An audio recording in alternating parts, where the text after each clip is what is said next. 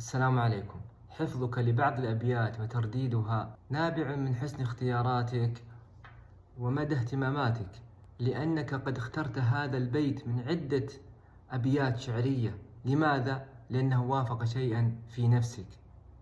لذلك كان العلماء يحسنون اختيار الأبيات الشعرية التي كانوا يرددونها، ومن ذلك ما عرف عن الإمام محمد بن عبد الوهاب رحمه الله المجدد أنه كان يردد هذه الأبيات باستمرار، يقول: بأي لسان أشكر الله إنه لذو نعمة قد أعجزت كل شاكر، حباني بالإسلام فضلا ونعمة علي، وبالقرآن نور البصائر، وبالنعمة العظمى اعتقاد ابن حنبل عليها اعتقادي يوم كشف السرائر.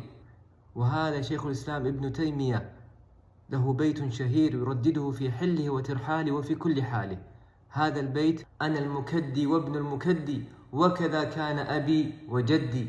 المكدي الذي منع ولم يكمل في العطاء، وهو مقتبس من قول الله عز وجل: أفرأيت الذي تولى وأعطى قليلا وأكدى، أي منع الباقي.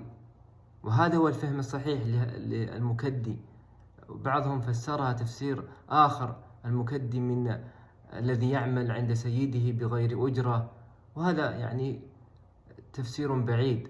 الصحيح هو المانع والذي لم يكمل في العطاء. وقال هذا البيت نكرانا لذاته وتواضعا منه رحمه الله تعالى، فهو على جلالة قدره وكل ما قدمه للإسلام والمسلمين ينتقص من نفسه ويرى هذه الجهود ليست بتلك. وهو القائل دائما إذا مدح وأثني عليه في وجهه يقول: أنا كل يوم أجدد إسلامي ولم أسلم الإسلام الذي ينبغي.